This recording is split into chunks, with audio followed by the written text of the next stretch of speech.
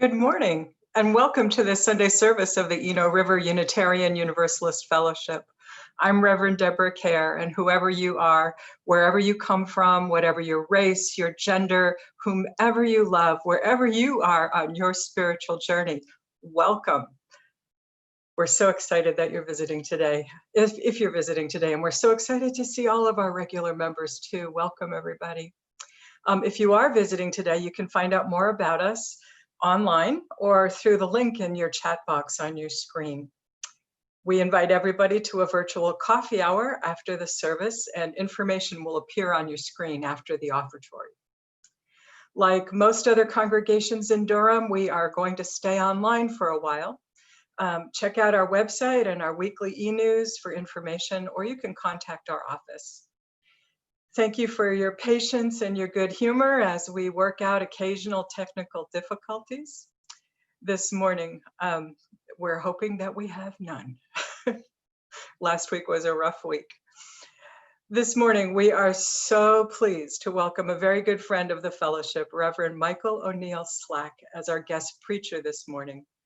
Reverend Mykal is a community minister for worship and spiritual care with Black Lives of Unitarian Universalism, an organizing and growing spiritual community that provides resources and support and spiritual care for Black UUs across the diaspora. Mykal is also one of the co-founders of the Transforming Hearts Collective. That's an organizing ministry that helps co-create spaces of healing and spiritual resiliency for queer and trans and non-binary folk, and it provides resources to congregations for the work of radical welcome and culture shift. Welcome, Mykal. Lelena Romero and members of our beloved community chorus ensemble offer the gift of today's music, and Kate Lewis is on the piano. So let's take a breath and let's center ourselves. And let's continue with the Prelude. This is Hold On, a Black American spiritual sung by ERUUF's beloved community chorus ensemble.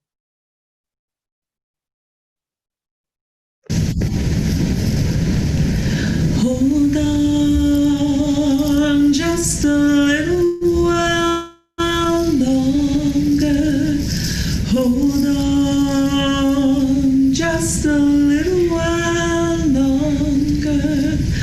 Hold on just a little while longer. Everything will be alright. Everything will be alright. Hold on just a little while longer. Hold on just a little while longer. Hold on just a little while longer. Oh, everything will be alright. Oh, everything will be alright. Pray on just a little while longer.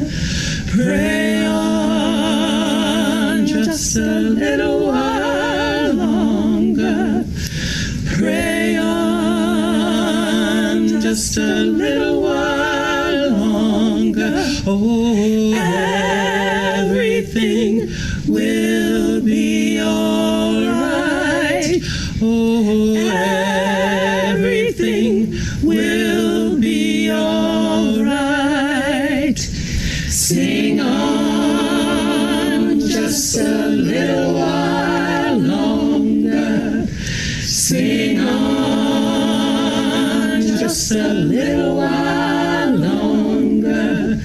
Sing on just a little while longer. Oh, everything will be alright. Oh, everything will be alright. Sing on just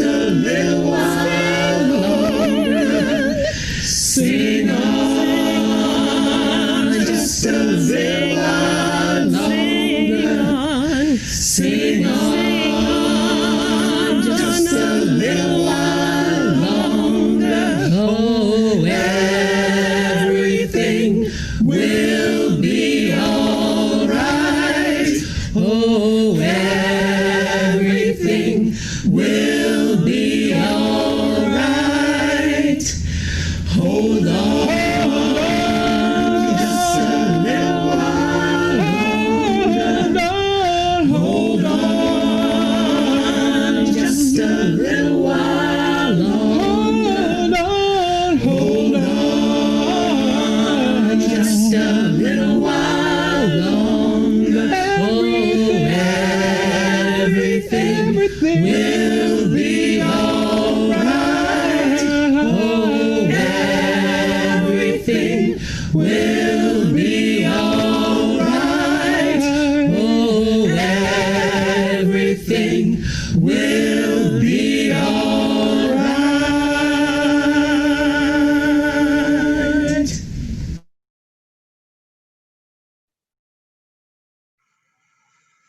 Oh, balm for our souls.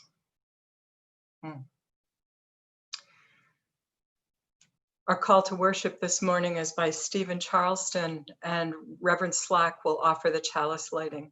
I'll offer the words. Reverend Charleston writes, "It is in the quiet hours, the still spaces between demand and need, that we can find that which is holy, patiently waiting, like an elder reading a book, dozing gently the dreams that make our world, listening for the sound of rain, keeping watch over the gentle hearts that pray in whispers, remembering all the good times that give memory its warmth, the goddesses and gods of stories told to children, of late night truth telling, of comfort and of courage. Yes, that divine breath, the forever companion, wisdom beneath eyes that see to the very beginning, God of the quiet hours, of love, of meaning."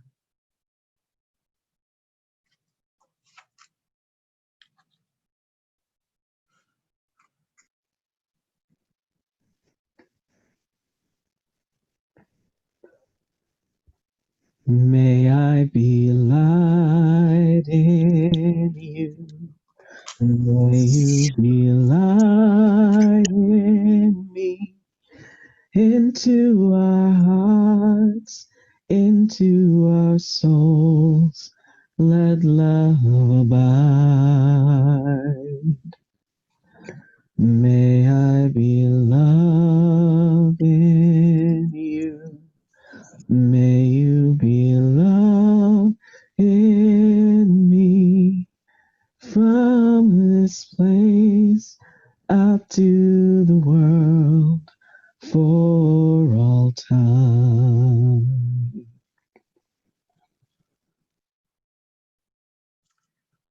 Our next song this morning is Wo Ya Ya. It's something we've sung often together in the sanctuary. It's a song about traveling with hope through great uncertainty. Wo Ya Ya is the title song of a 1971 album by the legendary Ghanaian band Asibisa. This song was frequently heard in work camps throughout Central West Africa in the 1970s and 80s. It's sung by the Ghanaian musician Wiala.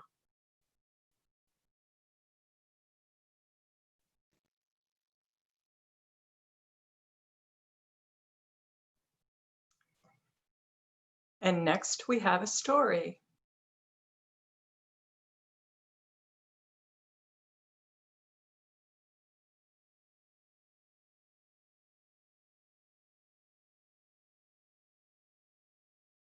At all. Just a flat rock.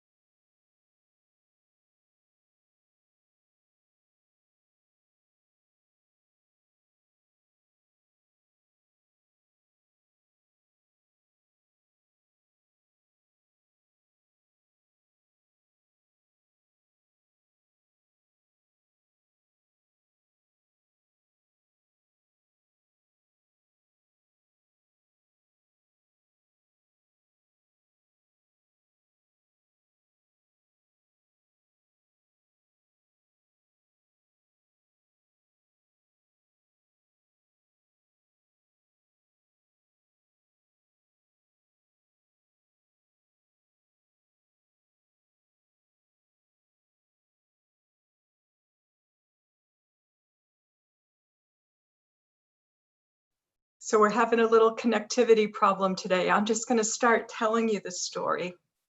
The story today is called Mira and the Big Story, and it's by Laura Alara, and the illustrations, if we get them back, are by Sarah Terry. No, it's not Sarah Terry's ours, sorry.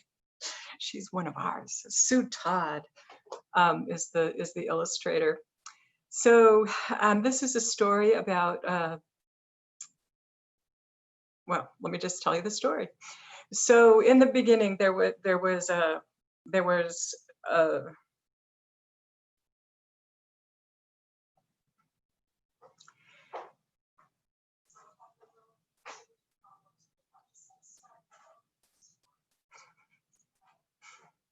I've got someone in my house being helpful to me, so I'm just going to wait. So the story goes that once upon a time there was a valley that wound its way between two mountains, and in the valley was a river, and on either side of the riverbank were two villages, and the villages for the longest time had been enemies, and nobody could really understand why, but it seems to have started with stories. Now, in one village, they told the story of their origins this way. They said, in the beginning, everything was flat and barren, and there was no place, and the people had no place to live, and so they wandered around. And when the King of Heaven looked down, he saw the people wandering and had took pity on them, and he sent giant birds down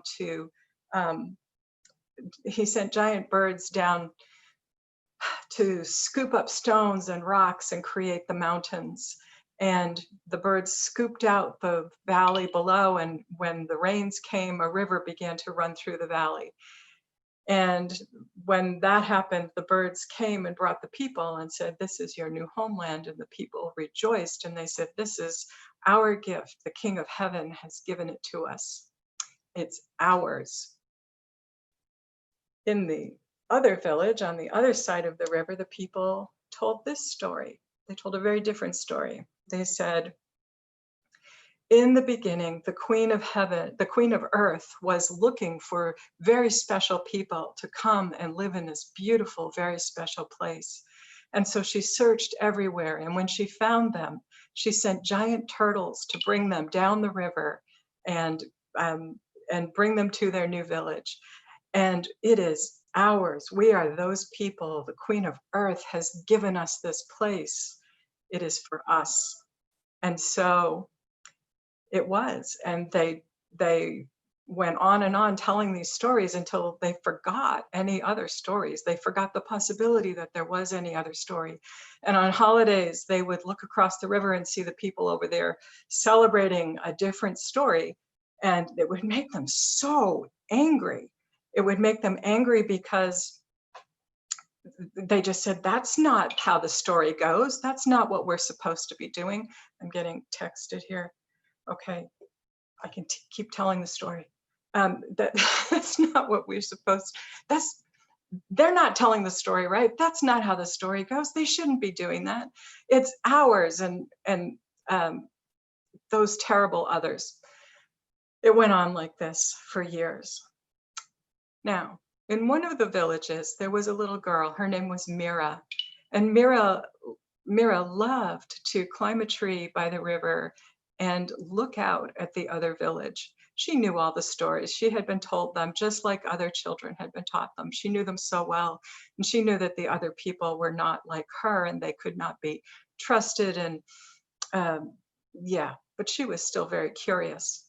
And so on fine afternoons, Mira used to climb a tree down by the river and she would look across into the other village.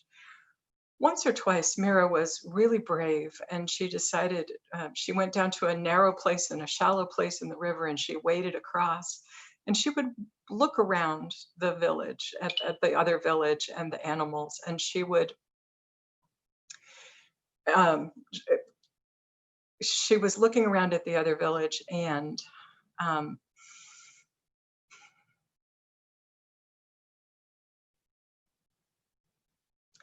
what it seemed like was that it was just so familiar, and that just was so surprising to her. It was just like home. And then she looked back across the river at her home, and how strange to be seeing it the way that the people in the other village would see it. One time when Mira was visiting the other side, as she was walking back toward the river, she tripped and she hurt her foot on a rock and she was falling to the ground. And she heard a rustling, and all of a sudden a small boy dropped down from a tree, and she was so surprised. He said, "Do you need help? Are you hurt? Here, let me help you up. I'll help you back across." She couldn't even think. And he helped her across the river. And at the other side, she said, "Who are you? Where did you come from?" And the little boy laughed and he said, "Do you think that you're the only one who is curious about the other side? I see you watching us, and I watch you just the same way." She said nothing because she was so surprised. But the little boy said, "I have to go now. Goodbye, but I hope we meet again."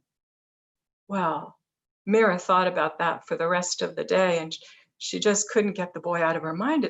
This just didn't make sense. The others on the other side, they were not kind.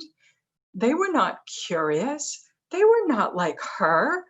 They were not like her. And he was like, this boy was like a puzzle piece that did not fit. She could not get these questions out of her mind. And so she went to see old Alfred. Old Alfred lived in a stone cottage by the river. And whenever anyone had big problems, they went to see him. That night, Mira went to see old Alfred. "Old Alfred, something is troubling me, and I have a big question, and I just can't get it out of my mind." And then she told him all about climbing the tree and watching the other village, and then her trips across, and just her confusion when she got hurt and the boy helped her. Old Alfred listened, and then he said, "Mira, what is your big question?" And she said, "Old Alfred, are the stories true? Could it be that the stories are not true?" Old Alfred sighed and he said, "Mira, let me tell you something. There are stories that can make you bigger, not on the outside, but on the inside. Stories that just make your mind and your heart expand, and they make you bigger." He said, "But sometimes there are also stories that take up all the space inside. And when they take up all the space, there's no room to expand. And those kind of stories make you smaller." He said, "So you always have to be thinking, when you hear a story, is this story making me bigger, or is this story making me smaller?"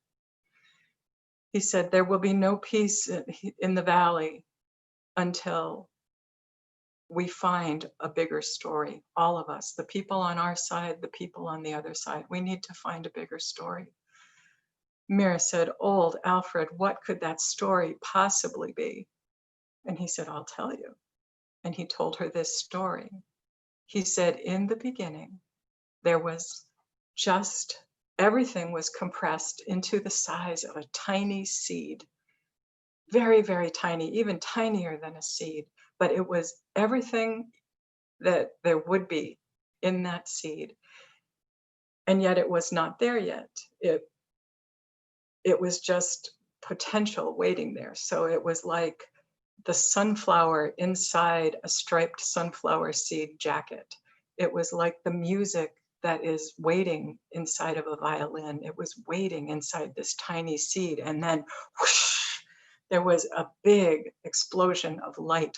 It wasn't light like a candle. It wasn't light like fireworks. It wasn't light like the sun or anything that we could think of. It was just an explosion of pure energy. And in that explosion, the tiny bits of matter went everywhere, went flying everywhere. And out of those tiny bits of matter came everything that existed: dinosaurs and dragonflies, elephants and emus, sunflowers and snakes, and all of the planets and even the planet Earth, and on Earth, an old man in a garden and a girl named Mira and a boy who is still a stranger. Mira said, "Oh, I like that story. I think it's big enough for everybody." And Alfred said, "I do too." Mira said, he said, "I hope you'll tell people about this story." And she said, "I will. I know who I will start with." And he said, "I thought you would. Now, Mira, it's time for you to go home to bed." And she said, "But old Alfred, I already am home." And she looked up at the sky and the stars and the moon and the beautiful night, and she just knew that she was already home. That's the story of Mira and the big story, a story big enough for all of us.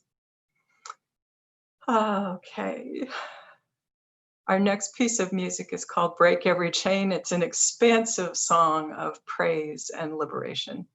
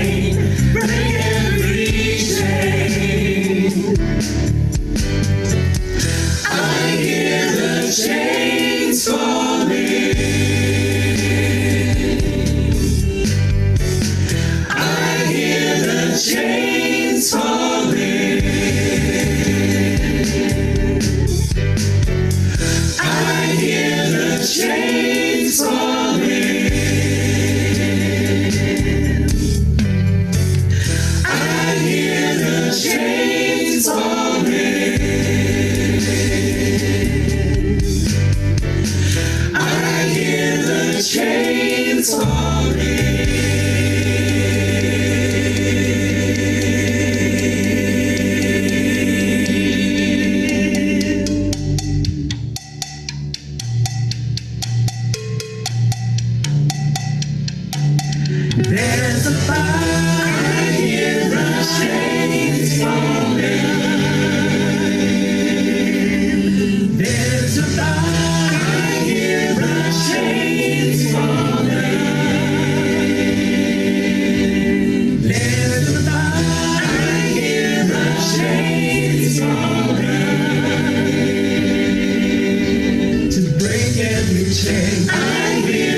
chains falling.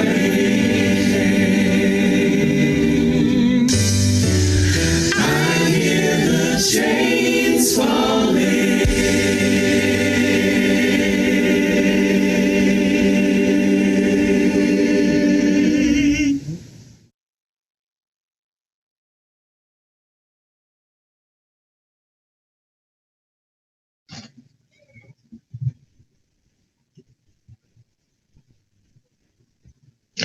Good morning, everyone. This morning, we're going to spend some time talking about stories. We all have them. Stories bring joy, hope, a sense of place and purpose. For better or worse, they can sometimes get stuck deep, deep inside of ourselves and inside of our communities, right?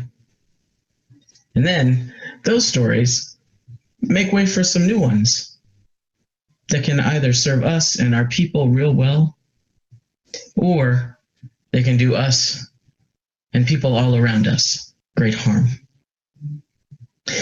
I was in the throes of reckoning with an old story of my own when I encountered the prophet Ezekiel in the Hebrew scriptures. I was literally sitting in a church of my own choosing one night for the first time ever, after having been told over and over and over again that a faith community would never be a place where I would feel at home. Mostly not to look out of place, I picked up a Bible that was sitting in front of me, opened it up to a place that had been marked, and started to read. This is what I found.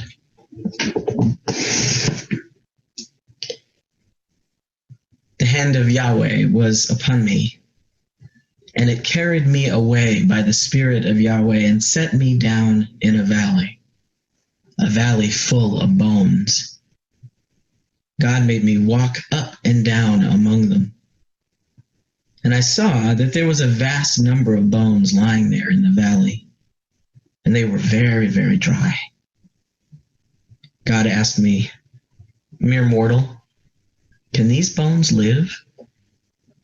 I answered, "Only you know that, sovereign Yahweh." And God said, "Prophesy to these bones and say to them, dry bones, hear the word of Yahweh. Sovereign Yahweh says to these bones, I am going to breathe life into you. I will fasten sinews on you, clothe you with flesh, cover you with skin, and give you breath. And you will live, and you will know that I am sovereign Yahweh."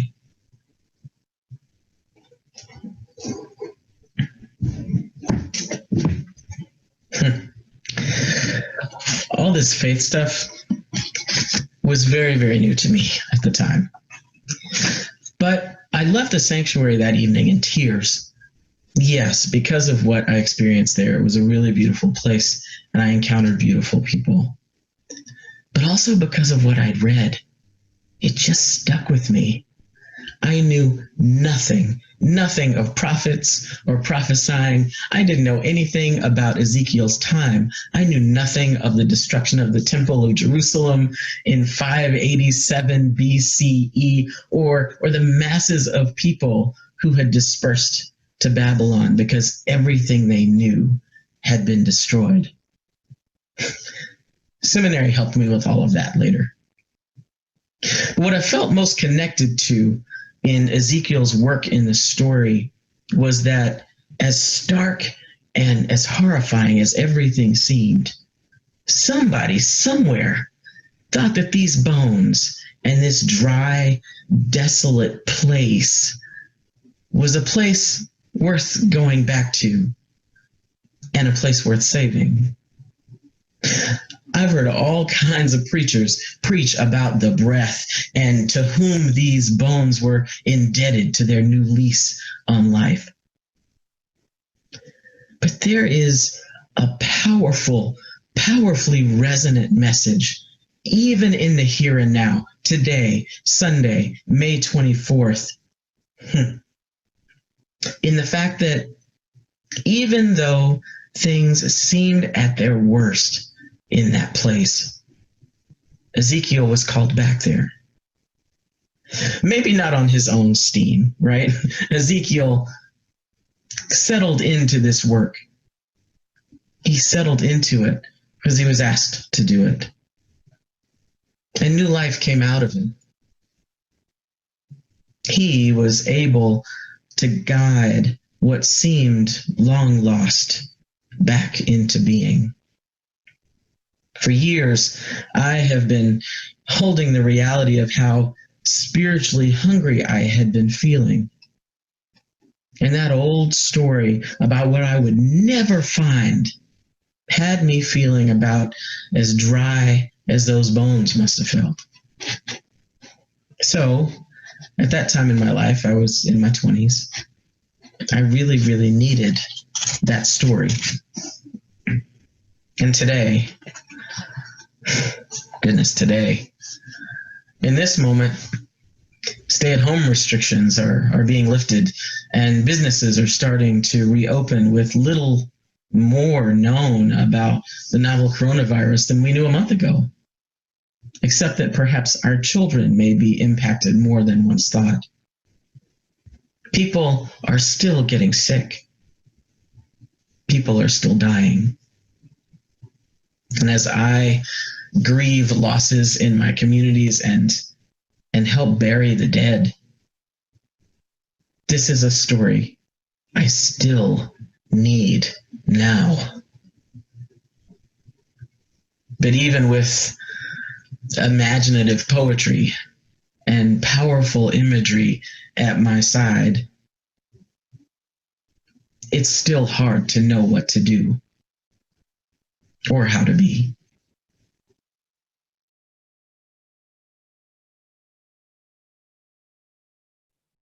Let's just pause for a moment.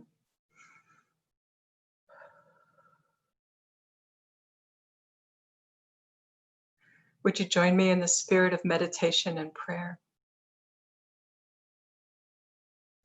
On this beautiful day, we open our minds and hearts to the refreshment and the wonder of love. Love that brings back life to our dryness. Love that shines among us like the lines of our interconnection, something like shining silk threads, weaving us into a web of life. Held by this love, we open our hearts to all who celebrate and rejoice. We give thanks for the river of joy that is always flowing through the world, no matter the circumstances. We are grateful for the reminder to look up and to look beyond ourselves and to remember that we live within this larger joy. We live within this larger love. This day we hold in our hearts all who are ill, all who struggle with limitations of any kind, anyone who is lonely or discouraged, who has been wronged. We hold all who are grieving. We hold those who are ill with coronavirus and those who courageously show up to care for them, and all the essential workers who are truly sustaining us all. On this Sunday before Memorial Day, we call to mind all who serve our country now, and particularly all in the military who have given their lives for causes greater than themselves. May we live and insist that our leaders act in ways that make our nation worthy of their devotion and their sacrifice. May we live in ways that create peace. This Memorial Day weekend, we also remember all of our loved ones who have died. May the best of them and the best of their lives inspire us to choose our own best path and to give the best of ourselves. In doing this, we honor them and carry them within us as a blessing. Let's pause here for just a moment.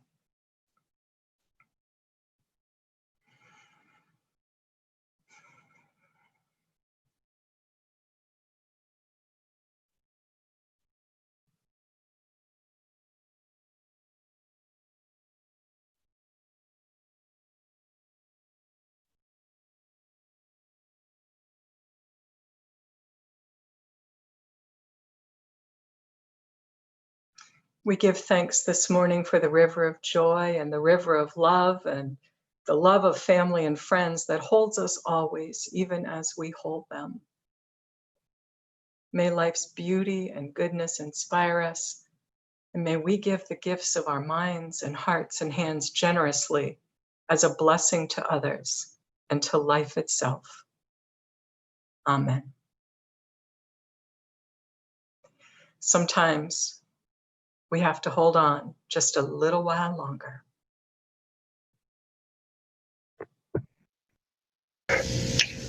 Hold on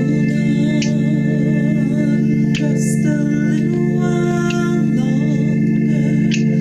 Hold on just a little while longer.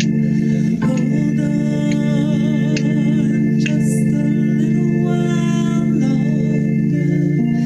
Everything will be alright. Everything will be alright.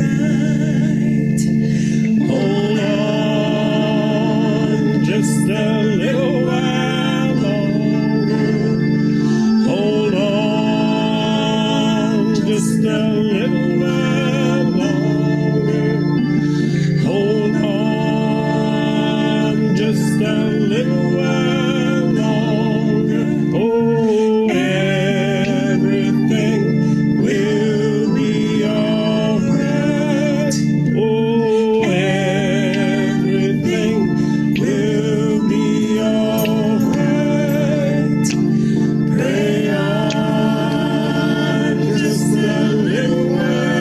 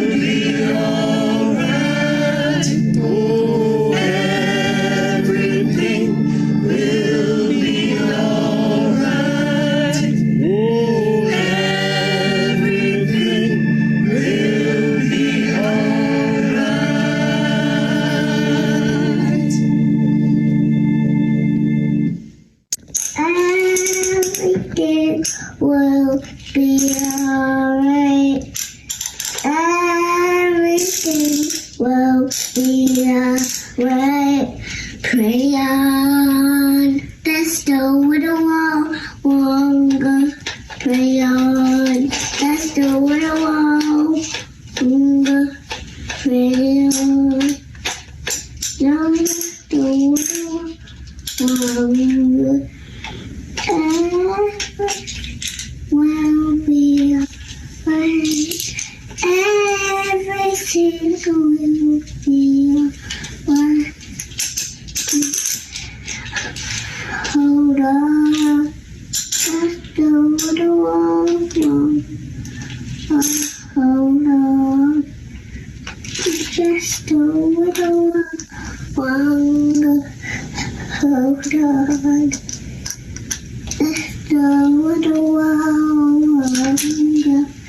Everything will be alright.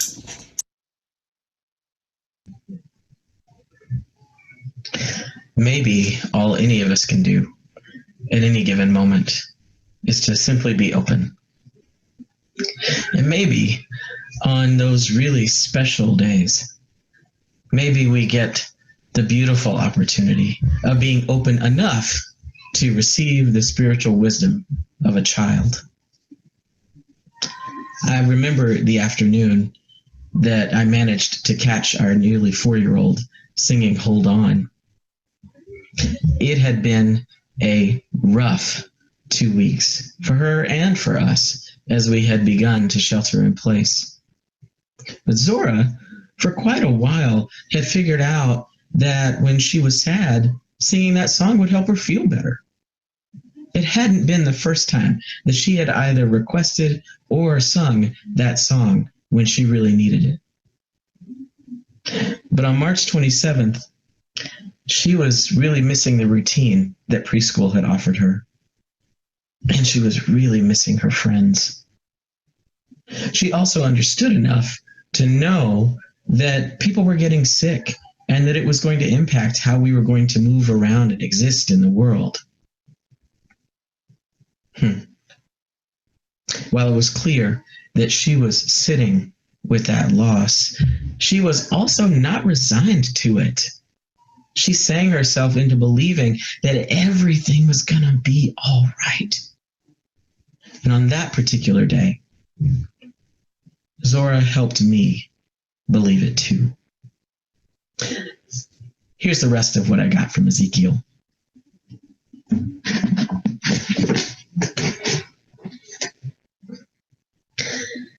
So I prophesied as I was commanded, and as I prophesied, suddenly there was a noise, a rattling, and all the bones came together, bone to matching bone.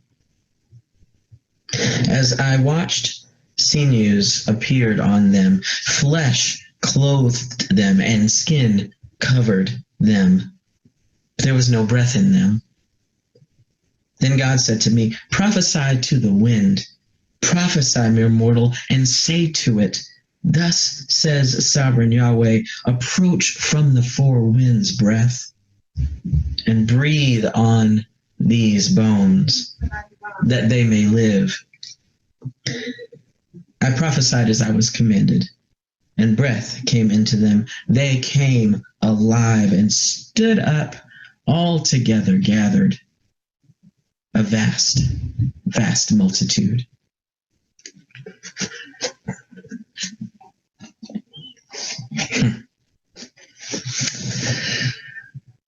Approach.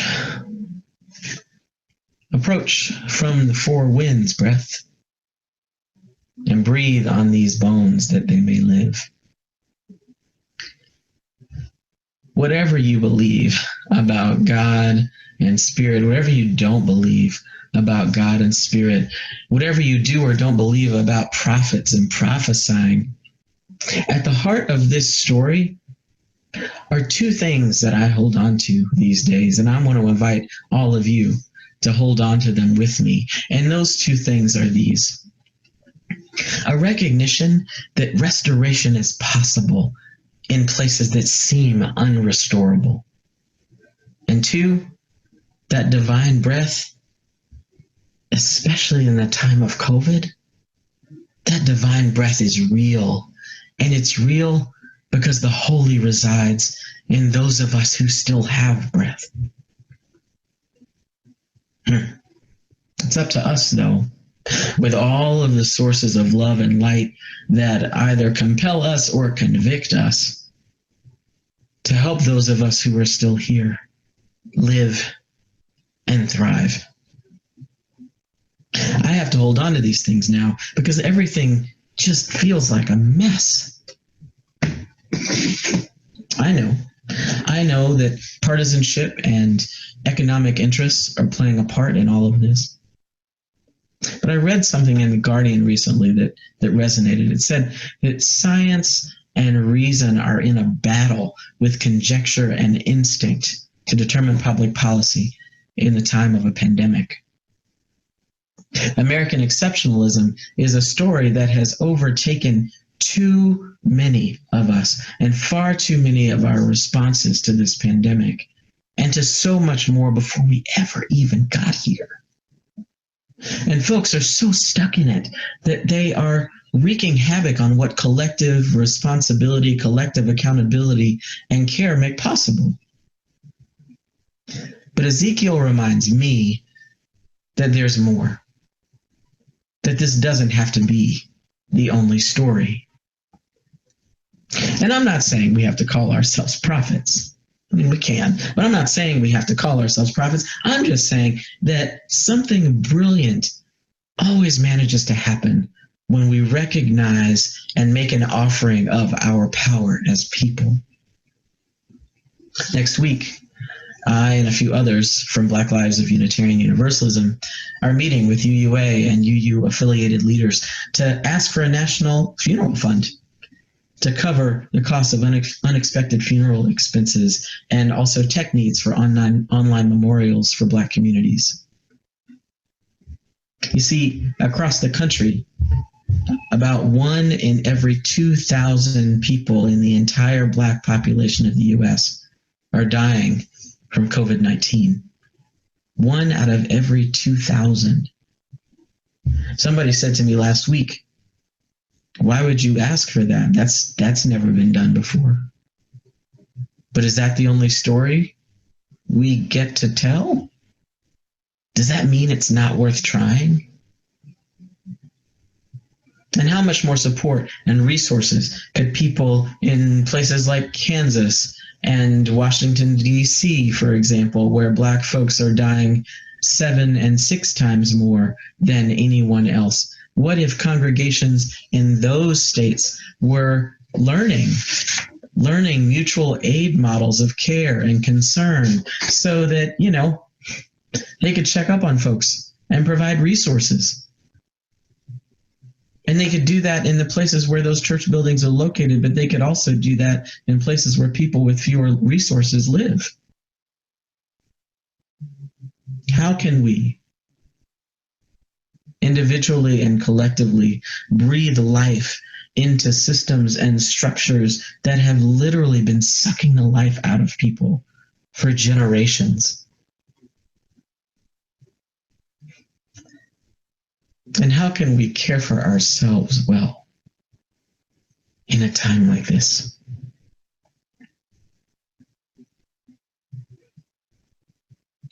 There are many dry bones within us and all around us that need mending. And the story I'm choosing to tell today is that with enough of us saying yes, we can do what we're called to do and be who we're called to be in this moment. But not just that. If we're all saying yes in some meaningful way, then we can all find rest when we need to rest, and play when it's time to play. And we can all be prepared for what's next and claim the victory of a new and thriving world for us all.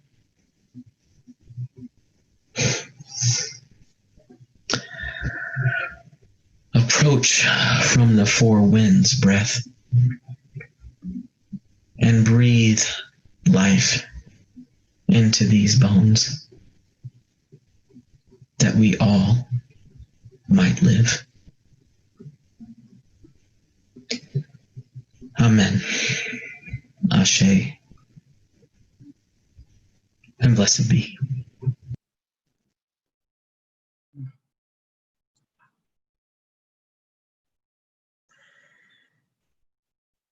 Something amazing can happen when we choose to use our power for the common good, in the spirit of love, in the spirit of generativity, in the spirit of a living story.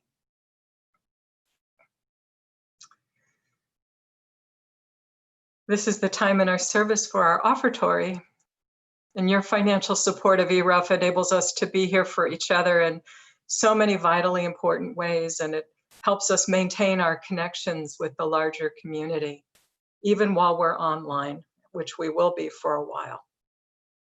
You can make your one-time gift if you choose, or you can pay your pledge online, and we thank you for your support. Our offertory this morning is a song called River. It's a contemporary R&B song about showing up more fully and getting to where we need to be for ourselves and those we care most about, and being mindful about what will come up on our journey. Whose stories are we paying attention to? River.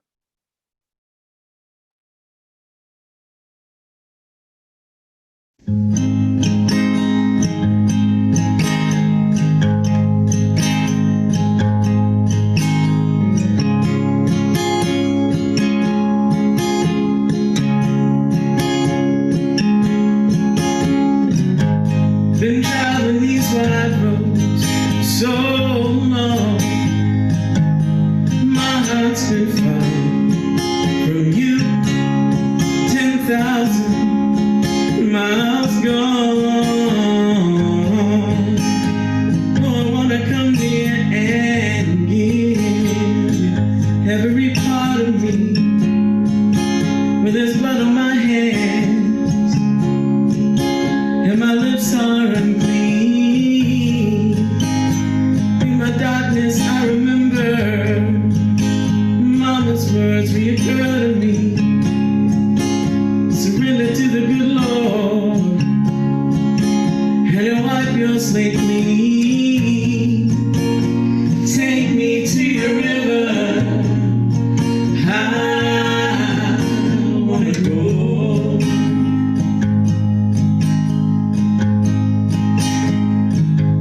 Oh, go, take me to your river, I wanna know.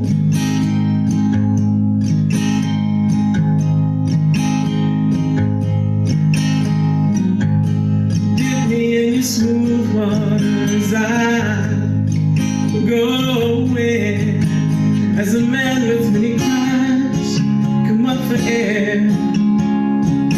As my sins flow down the Jordan, oh, I wanna come near and give you every part of me. But there's blood on my hands, and my lips are unclean. Take me to your river, I wanna go.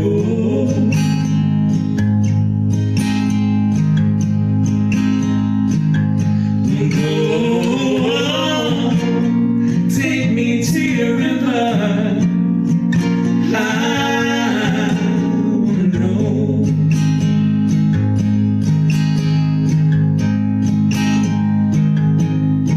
I wanna go, wanna go, wanna go. I wanna know, wanna know, wanna know. I wanna go, wanna go, wanna go. I wanna go. I wanna know, wanna know, wanna know. Oh, wanna go, wanna go, wanna go. Ooh.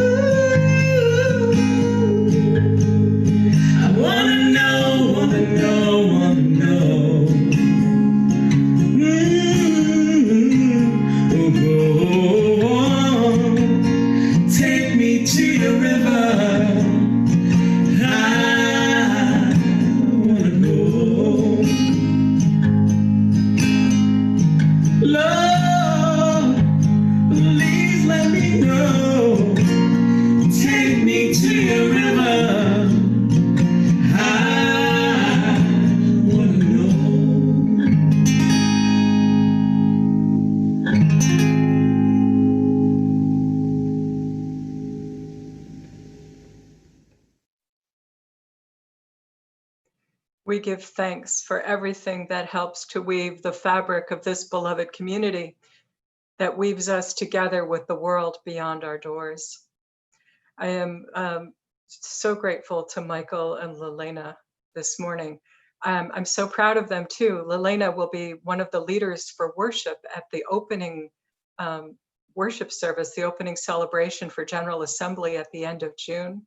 And Mykal will be the co-leader of the Sunday morning service at General Assembly. And we will all tune into that. And aren't we lucky that we get to see them both again regularly at ERUUF, but especially that day with our whole religious movement at General Assembly. When we talk about being woven together with others, this is part of what that means. We are blessed. Our final song this morning is called When I Rise. It's attributed to Wendy Tuck in the Buddhist community at Plum Village in France, Thich Nhat Hanh's community. The first lines are by Wendell Berry, and the additional lines have been created by our own members, our own beloved community chorus ensemble. Here they are now.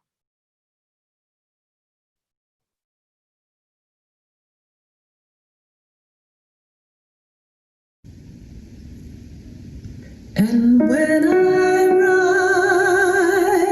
rise, let me rise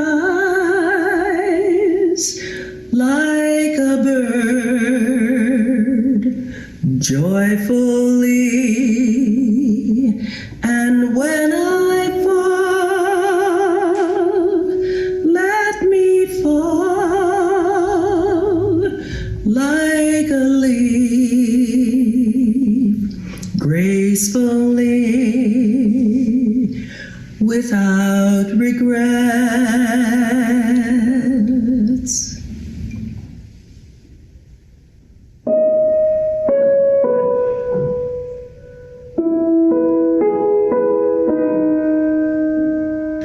And when I stand, let me stand like a tree, strong and tall. And when I lie, let me lie like a lake, peacefully, calm and still.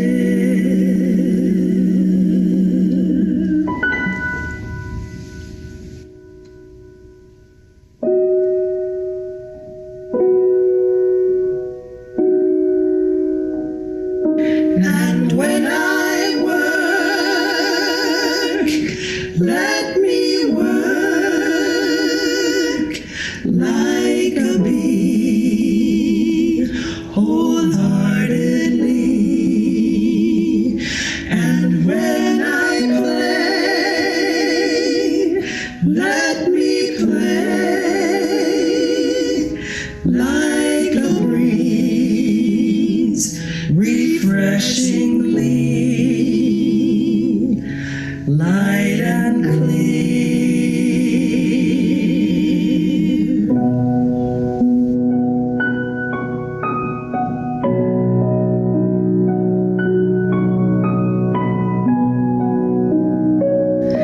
And when I love, let me love like the sun,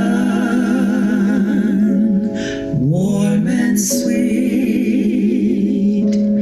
Let me live like a song flowing free.